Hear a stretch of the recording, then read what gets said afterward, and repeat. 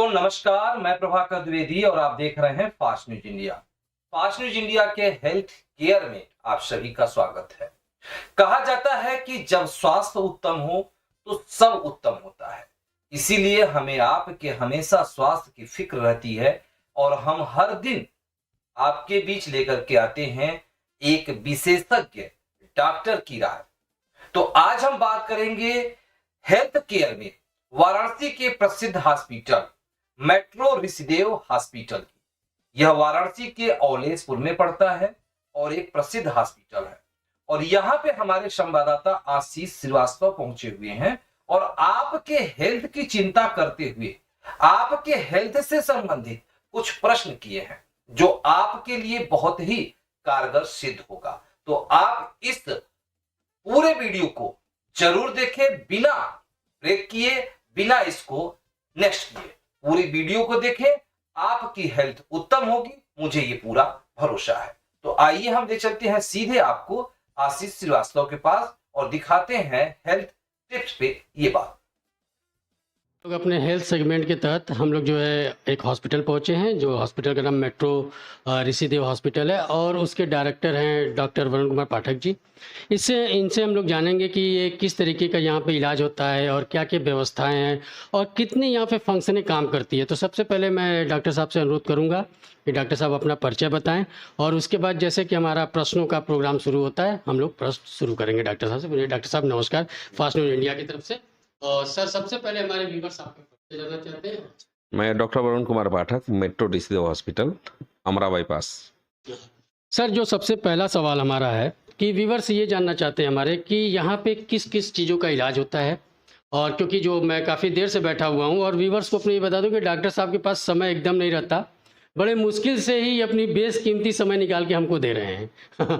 तो सर सबसे पहले ये जो हमारा क्वेश्चन था कि किस चीज़ का बेहतर इलाज यहाँ पे जो स्पेशलिस्ट जो हैं और क्या क्या फंक्शन है यहाँ पे काम। यहाँ general surgery, gynae surgery, neuro surgery, onco, euro, ortho, ये सारे लोग अवेलेबल हैं। एमडी मेडिसिन भी अवेलेबल है, कार्डियोलॉजिस्ट भी हमारे यहाँ आते हैं, अवेलेबल है। मैक्सिमम चीज़ें मैं प्रयास करता हूँ कि सुविधाएं पेशेंट को अच्छा से अच्छा दूँ। जो पेशेंट एक बार आए तो यहाँ पे ये लगे कि उसको सारी सुविधाएं मिल रही है और आगे भी कंटिन्यू वो बना रहे। सबसे पहला जो सवाल मैं उठाऊंगा डॉक्टर साहब, वो मैं नीरो से उठाऊंगा, मानसिक। क्योंकि आजकल हर व्यक्ति डिप्रेस्ड है। अगर देखा जाए तो इंडिया में 99% लोग को महसूस नहीं होता कि I am a depressed, but depressed रहते हैं। तो डिप्रेशन की जो सबसे पहली जो परिभाषा होती है कि आदमी कैसे समझ सकता है कि मुझे एक जो है डॉक्टर से मिलना चाहिए, साइकोलॉजिस्ट से मिलना चाहिए, क्या फंक्शन होती है सर? बेसिकली प्रॉब्लम उसमें ये होती है ना, आजकल के भाग दौड़ की दुनिया में लोग इतने व्यस्त हो जाते हैं कि किसी न किसी चीज़ को लेके सोचने लगते हैं और डिप्रेशन उसी पे होने लगता है। तो जब अगर ये फीलिंग आने लगे कि मुझे घबराहट हो रही है, बेचैनी हो रही है, चाहे मैं अपना वर्क प्रॉपर नहीं कर रहा हूँ, मैं कोई भी चीज़ भूल जा रहा हूँ, तो उस कंडीशन में एक बार ज़रूर कंसल्ट करना चाहिए। सर क्या सिम्टम आ सकती है? जैसे कि मैं ही हूँ तो मैं अपने किस सिम्टम के तहत ये समझ सकता हूँ कि मैं जो हूँ डिप्रेस्ड हूँ? और इसका बेहतर इलाज क्या योगा है जिस हिसाब से चल रहा है, योगा है या फिर मेडिसिन है, कैसे? देखिए, डिप्रेशन का तो मेन इलाज है अपने आप को थोड़ा सा मेंटेन करिए। भाग दौड़ और इस दुनिया में जो जिस तरह से आप इन्वॉल्व हैं, उससे थोड़ा सा दूरी बनाइए और थोड़ा एकांतवास करिए और योगा करिए, तो आपको अच्छा फीलिंग होगा। और रही बात कैसे आप महसूस करेंगे कि हम उसमें क्या है, तो उसमें ये होता है कि अगर किसी चीज़ को आप बार बार दोबारा 2 बार 4 बार दोहराने लगे, कोई चीज़ भूलने लगे बहुत ज़्यादा, उसमें क्या है, तो उसमें ये होता है कि अगर किसी चीज़ को आप बार बार दोबारा 2 बार 4 बार दोहराने लगे, कोई चीज़ भूलने लगे बहुत ज़्यादा, या नींद नहीं आ रही है, घबराहट बेचैनी रह रही है, कभी ये हो रहा है कि मैं ये कर लूँ, चाहे वो कर लूँ, चाहे ऐसे कर लूँ, इस तरह की सिम्टम्स आती है, तब आपको मिलना चाहिए, दवा लेनी चाहिए। डॉक्टर साहब इसको बहुत से लोग जो है, जैसे कि अगर मैं कहूँ कि मैं न्यूरो पेशेंट हूँ और मैं जो है न्यूरोलॉजिस्ट के पास जा रहा हूँ, तो क्या बहुत से लोग ये सोचते हैं कि मेंटल, तो क्या इसको मेंटल से डिफाइन किया जा सकता है, अलग किया जा सकता है कि कहीं ना कहीं ये है ये चीज़?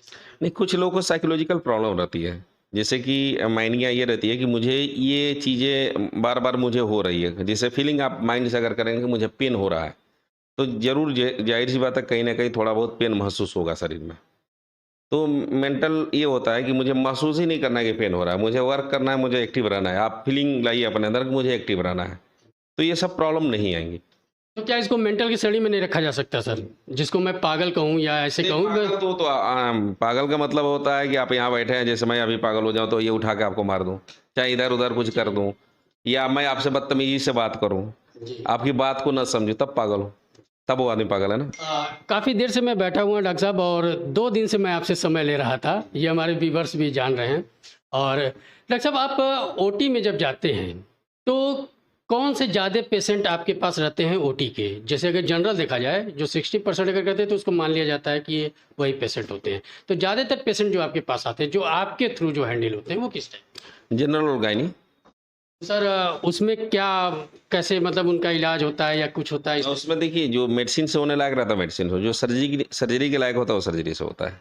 जी। डॉक्टर साहब, कुछ चीज़ों को और मैं करना चाहूँगा। जैसे मैं हड्डी को ले लूँ, अगर हड्डी रोग, क्योंकि इस समय देखा जाए तो लोग, काफ़ी लोग इससे भी पीड़ित हैं। अब तो हमको लगता है कि 45 ईयर्स के बाद ही शुरू हो जा रही है ये चीज़ें होती हैं। तो जो सर नी की प्रॉब्लम है, ये कैसे आदमी इसको हैंडल कर सकता है, और इसको कितना जल्दी वो डॉक्टर से तुरंत जो है कंसल्ट कर?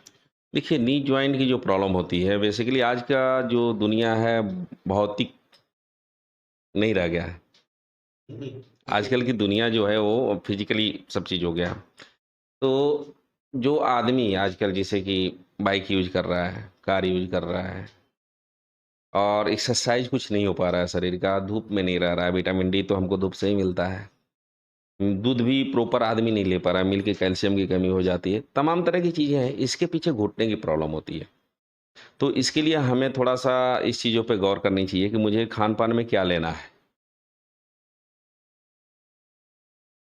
तो खान पान में क्या लेना है उसको यूज करके और थोड़ा एक्सरसाइज करके, योगा करके हम स्वस्थ रह सकते हैं, इस प्रॉब्लम को शूट आउट कर सकते हैं।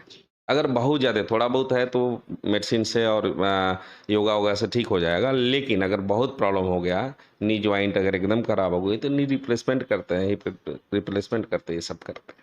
डॉक्टर साहब, अगर हम लोग अगर जनरल चीज़ें बात कर लें, कि जैसे कि जो कि सर जगह पे होता है, कि अगर देखा जाए तो इस समय बारिश का मौसम भी हुआ, भी जैसे धूप निकली फिर बारिश हुआ, धूप निकली, तो ज़्यादातर जो पेशेंट जो होते हैं वो किस टाइप के, इसमें जैसे फीवर के तहत हो जाते हैं या फिर डेंगू हो जाता है, ये कैसे मतलब एटमॉस्फेयर को कैसे हैंडल करें, और कौन किन किन किन रोगों से वो पीड़ित हो सकते हैं? इसमें जब बारिश के बाद जो धूप होती है उसमें वायरल बहुत ज़्यादा होता है। दूसरी चीज़ डेंगू फीवर और मलेरिया भी आता है। तो इसके लिए मुझे ये हम लोग को ये करना चाहिए कि जहाँ भी रहें साफ़ सफाई रखें और मच्छरदानी का उपयोग करें। अगर मच्छरदानी का उपयोग नहीं कर पा रहे हैं तो कुछ ना कुछ मॉस्किटो कॉइल वगैरह का उपयोग करें, जिससे कि हम बच सकते हैं। और जो मौसम चेंज हो रहा है उस मौसम से चेंज होने से बचें। एसी, जैसे आप एसी में से निकल रहे हैं तुरंत धूप में आ जाएंगे, या जो एसी में नहीं रहता है तुरंत ठंडे जगह से धूप में आ गया, ठंडा पानी, चिल्ड पानी पी लिया, तो वायरल इन्फेक्शन अधिकतर होता है, जिसे वायरल फ्लू बोलते हैं, सर्दी जुकाम जो बोलते हैं, खांसी आना, छींक आना, ये सब चीज़ें होती हैं। डॉक्टर साहब, इधर भी जो है डेंगू का बहुत तेज़ी से प्रचार प्रसार हुआ है, मच्छरों का जो है जनरेशन बहुत तेज़ी से डेवलप हुआ है। तो डेंगू जब अगर काट ले तो, क्योंकि डेंगू में हमारे घर के खुद एक लोग अभी लास्ट ईयर, अभी 1 साल भी नहीं हुआ, एक्सपायर हुई हैं, हमारी सगी भाभी एक्सपायर हुई है। तो कैसे वो समझेंगे कि हम डेंगू हैं, और तुरंत, जो क्योंकि प्लेटलेट्स बहुत तेज़ी से नीचे गिरते हैं, तो इसके क्या सिम्टम है सर, और कैसे तुरंत जो है डॉक्टर से कंसल्ट? इसमें बेसिकली हाई ग्रेड फीवर आएगा, और फीवर के साथ साथ अगर बॉडी पे चकत्ते हो रहा है, पिन से पॉइंट, नीचे गिरते हैं, तो इसके क्या सिम्टम है सर, और कैसे तुरंत जो है डॉक्टर से कंसल्ट? इसमें बेसिकली हाई ग्रेड फीवर आएगा, और फीवर के साथ साथ अगर बॉडी पे चकत्ते हो रहा है, पिन पॉइंट टाइप के, और हम तुरंत सीबीसी करा के ब्लड टेस्ट करके देखेंगे। अगर प्लेटलेट डाउन होता है तो हम तुरंत डॉक्टर से कंसल्ट करेंगे। डॉक्टर साहब, कुछ हम लोग जो है कोरोना पे ही बात कर लेते हैं, कि कोरोना जो है बैक हुआ है, वापस आया, और आज ही की रिपोर्ट है कि यहाँ पे 137 पेशेंट नए एडमिट हुए हैं। तो इसको लेके आप, कोरोना को लेके वैक्सीनेशन को ज़्यादा तवज्जो देते हैं, या 2 गज की दूरी, मास्क है ज़रूरी, या तो फिर किसी और चीज़ को? देखिए, वैक्सीनेशन तो बहुत ज़रूरत है, वैक्सीनेशन तो करना ही करना है। लेकिन यहाँ पे रोकना चाहूँगा डॉक्टर साहब, वैक्सीनेशन के बाद भी बहुत से ऐसे हमारे जान पहचान के हैं जिनको कि कोविड-19 हुआ, और बड़ी गंभीर रूप से हुआ। फर्स्ट डोज या सेकेंड डोज या थर्ड डोज लेने के बाद?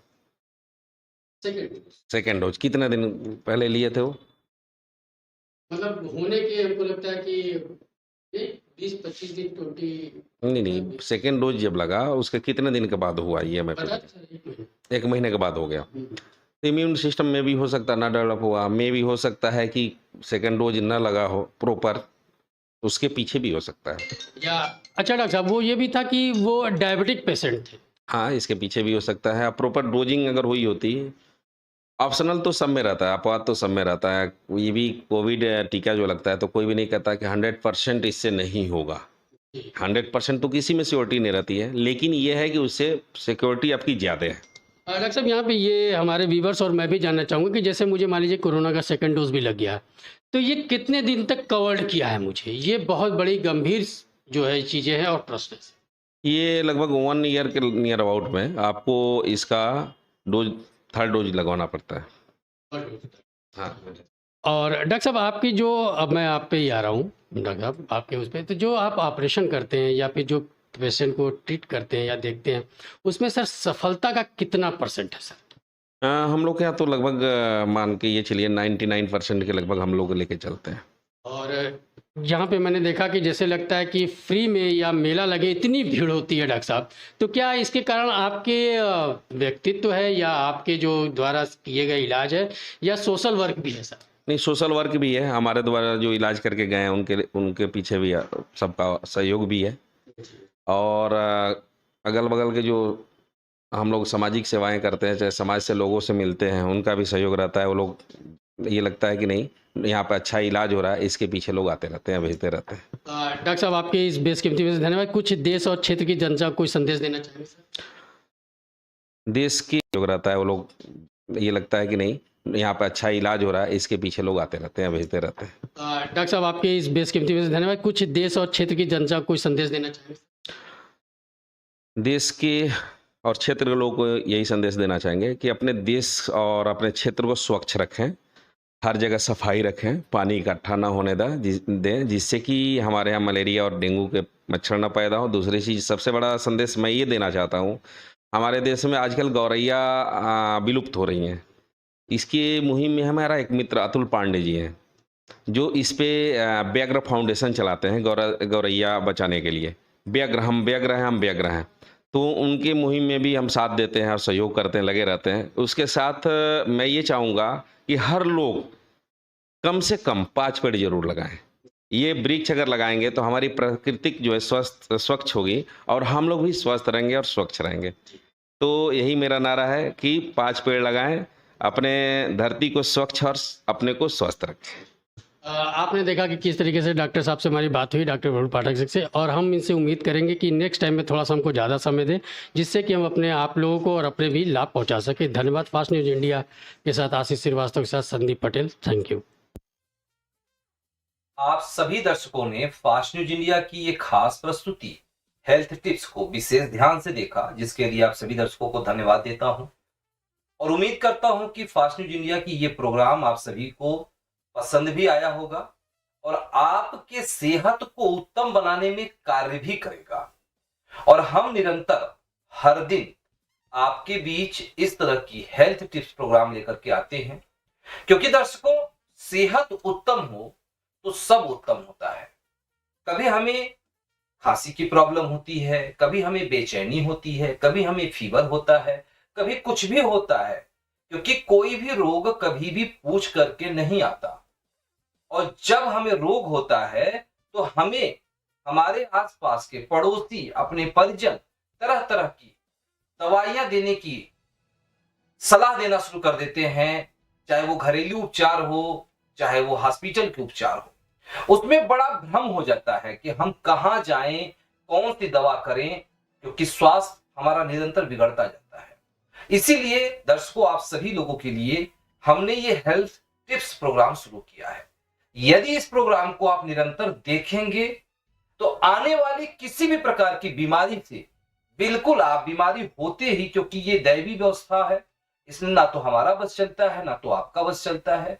कभी भी यदि हमें ऐसी कोई भी प्रॉब्लम होगी तो यदि आप इस प्रोग्राम को देखे होंगे तो तुरंत आपके मन में होगा कि हाँ, ये डॉक्टर साहब ने ये हेल्थ टिप्स में ये उपाय बताया था, तो तुरंत आप उपचार करेंगे और आपके मन मस्तिष्क में अच्छे अच्छे हॉस्पिटलों के नाम होंगे, क्योंकि जब बीमारी आती है तो परेशानी होती है और परेशानी में व्यक्ति पूछता है अरे कौन सा हॉस्पिटल अच्छा होगा, कहां जाना चाहिए। तो हम आपको बताते हैं कि कहां जाना चाहिए, कौन सा हॉस्पिटल बेहतर है और कौन से हॉस्पिटल में किस तरह की इलाज होती है।